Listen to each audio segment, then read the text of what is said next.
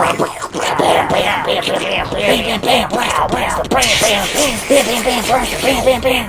will win the day! Now it won't die, Scourge! Do you think anybody's gonna get upset at the fact that he doesn't know who any of these characters are? Nonsense! Nobody even cares about our show anymore! Movie coming to a theater near you! Die, vile being!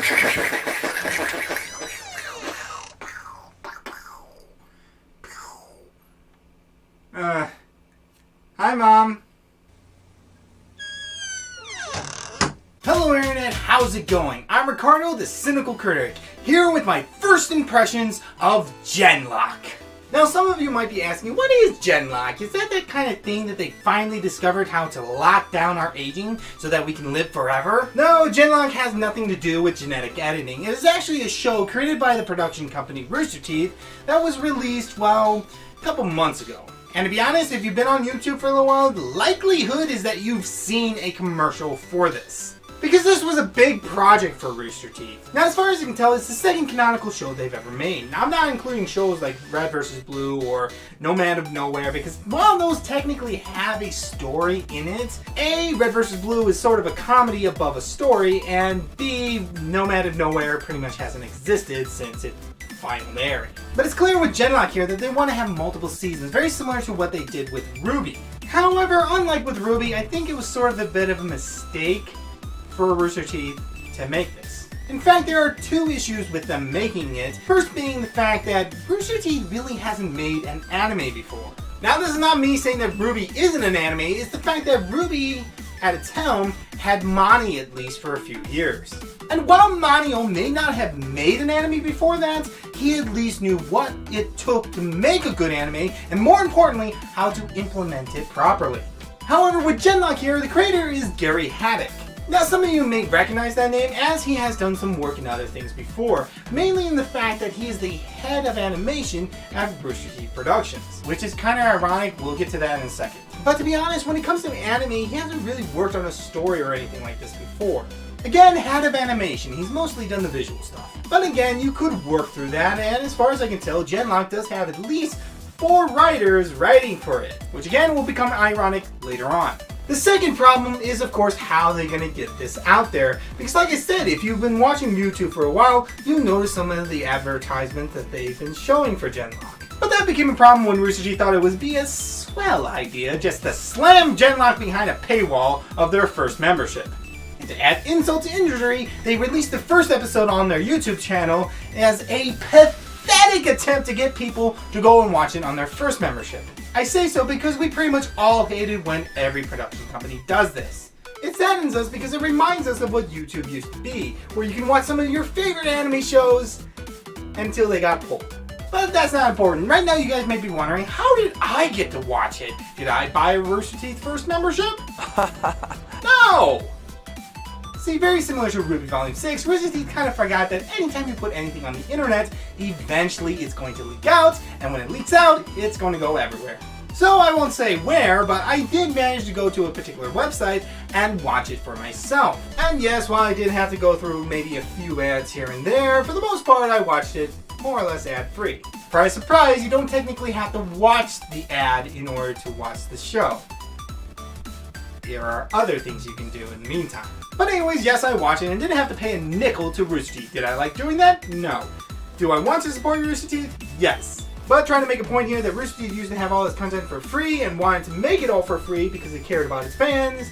But now it seems most of its fans is nothing more than, well, wallets with mouths on them. But that whole compromise thing will become more important later on. First, let's see if the hype for Genlock was real. So let's begin with the very first episode, and holy cow, they should have renamed that episode Beginning with Cliches. Because I kid you not, the entire first episode is just literally cliche after cliche after cliche after cliche, and we pretty much can see them all coming from a mile away.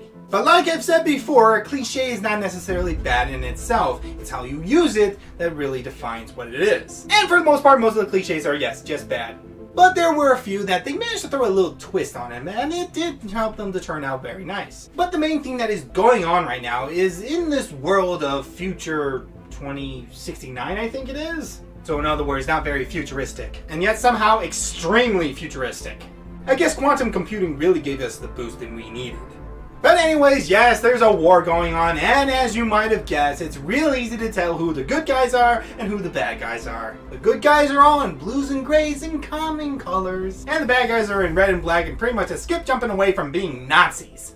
And it's ironic that I say that word because we'll find out in just a second. But before we go on, there is one thing I want to say. As we were pretty much going throughout this entire show, it keeps giving me feels of just missions from Halo 2 and Halo ODST. Which I have to say, isn't a bad thing. Hey, I actually like those missions and those games. It's mainly from the aesthetic, not so much from the mechs, because in the first episode at least, they don't really show up until the very, very, very, very end. God knows why. You make a mech show, you better give me my gosh darn mechs. But speaking of such, they do come up, and I will say that it is pretty impressive when they finally do arrive. Sort of. Despite being the fact that they're supposed to be like 4 stories tall, they don't really sound 4 stories tall. But that's more of the sound guy's fault than any other problems going on. And speaking of problems with the mechs, there is one problem that I couldn't get over. What they're called. They're called Holons. Which is a stupid name. Not entirely sure if it means anything. I wasn't willing to really do any research in that. Go ahead and write a comment in the section below. I'm pretty sure it doesn't matter because either way, the name itself just doesn't sound cool. At the very least, when it came to like Gundams or Jaegers, they sounded like they had a punch to it. It just sounds awesome when somebody says, "Get to the Gundams!" You really can't do that with this. Everyone, get to the Hollands! What, you mean the Netherlands? Not the country, you idiot! Which is something they sort of joke about when it comes to the whole naming of things. But whatever, because that's not the only problem with those mechs. The other problem is when they start fighting, it's kind of unimpactful. Now that doesn't mean that it isn't cool to see them fight, because it is.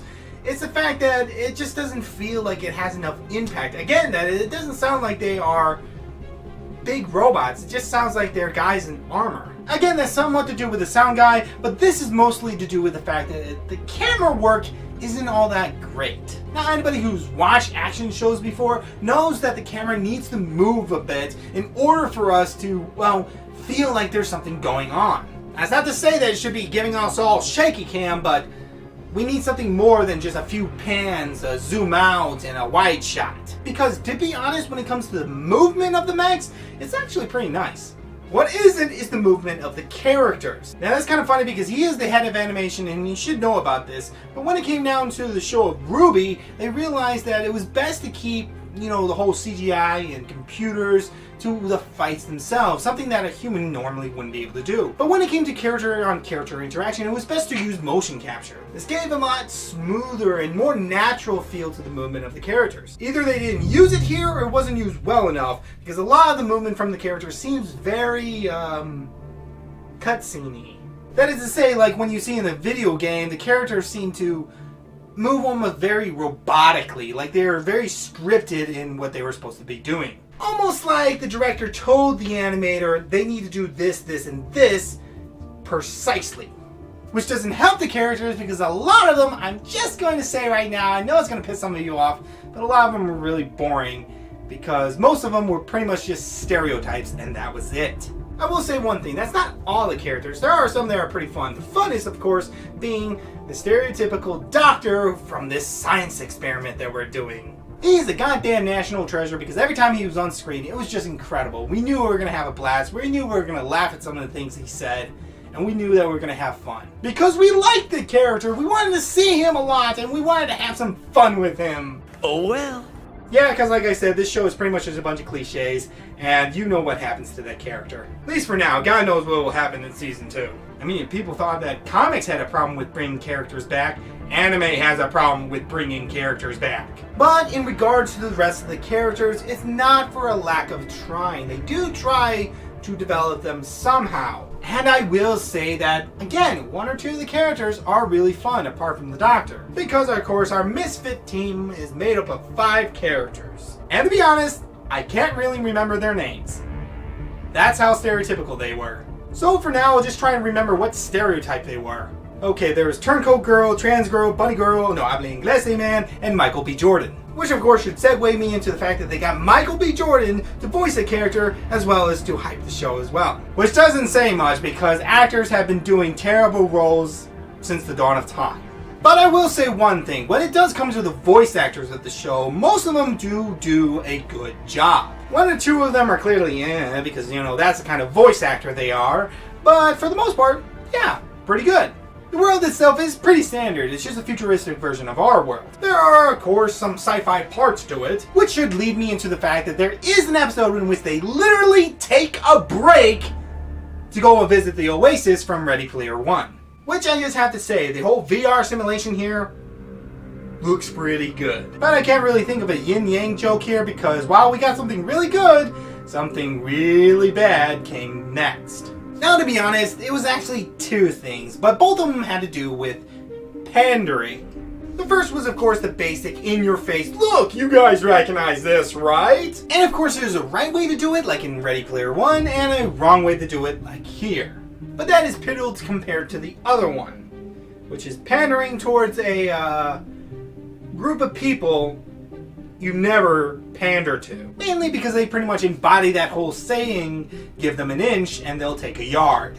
Not really going to go into it because it's not supposed to be a political video, but if any of you have been keeping up to date with what's going on in video games and anime, you'll realize that these kind of people have been trying to kill off these things.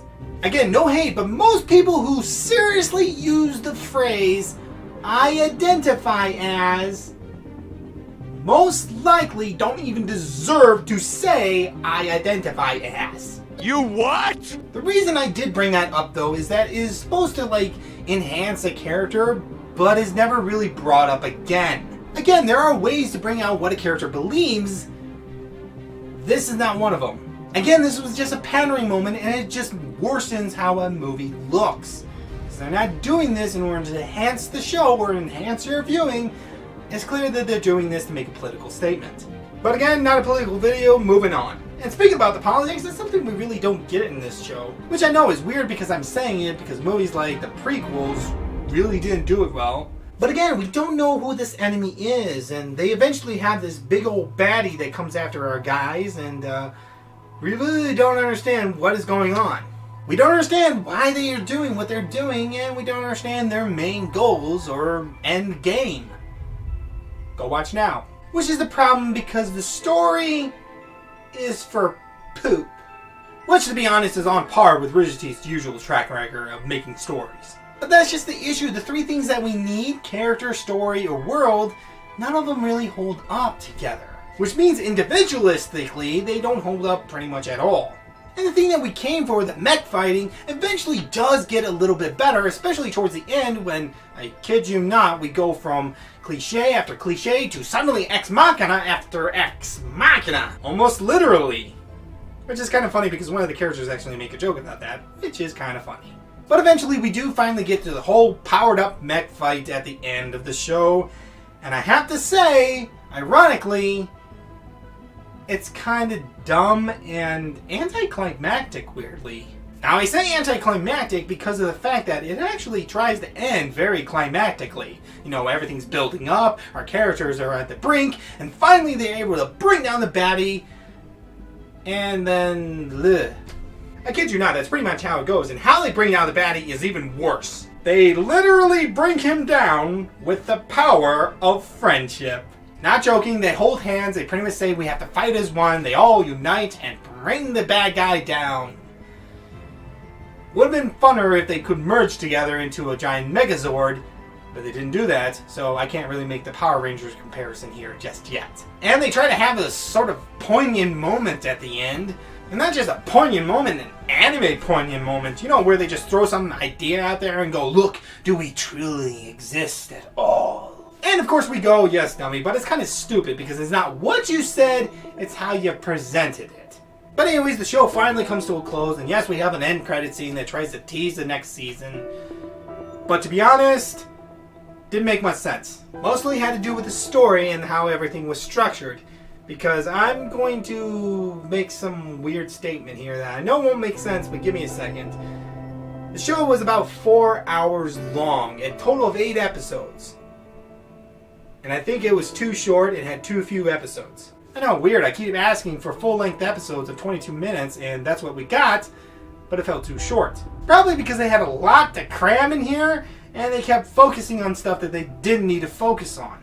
But anyways, that was Genlock, and was it a great show? Hell no! Was it even a good show? Yeah, kind of.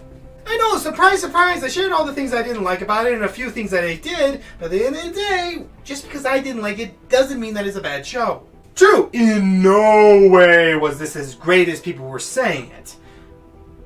But on the whole, it was a decent mech show. Trust me, anime has made worse shows out there that somehow still become popular. And to be honest, the reason why I think this show wasn't that great is because it was overhyped. My friend Ryan, you guys know him, he's the one who helps me with the comment review videos and doesn't talk that much, but he was the one who really came up to me and said, "Hey Rich, you really gotta watch that show. It's really, really good. It's like really, really, really good." And you guys know what I thought when he said it's really, really, really good? I thought that, well, he said that it's really good, so it must be at least decent. And heck, if I don't like it, at least it sounds like he liked it, and, you know, that's good. Because again, just because a show may be considered objectively good or bad, doesn't mean anything when it comes to whether or not you like it. But in regards to my first impressions of Genlock, to be honest, I think that there was a lot of things, and I mean a lot of things, that they could have done a whole lot better. But on the whole, it was decent, and let's be honest, it was a good thing that Genlock was made. The only way Rooster Teeth is going to actually become a proper production company is by making actual shows. At the time, Red vs. Blue can be considered a show, even though, again, it's more considered just a comedy than an actual, you know, hardcore canonical show. And Ruby is doing very well, but let's face it, 1 or 2 shows isn't enough for them to become a good production company. They need to branch out. They need to make more shows. It's one of the reasons why that whole Day 5 kind of thing was going all over the place. And to be honest, I hope that more creators go to Rooster Teeth, bring their ideas, and more importantly, Rooster Teeth listens to them and allows them to guide them to make some really awesome shows. Because that's, I think, what we all want right now. We want these production companies to make good shows. We want them to succeed.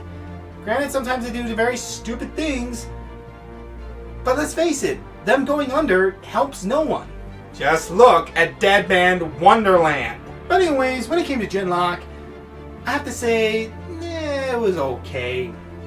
I'm interested in seeing the next season, that's for sure, but probably won't watch the show itself anytime soon, just because I have other things to do, and yeah, it wasn't that good when it came to me.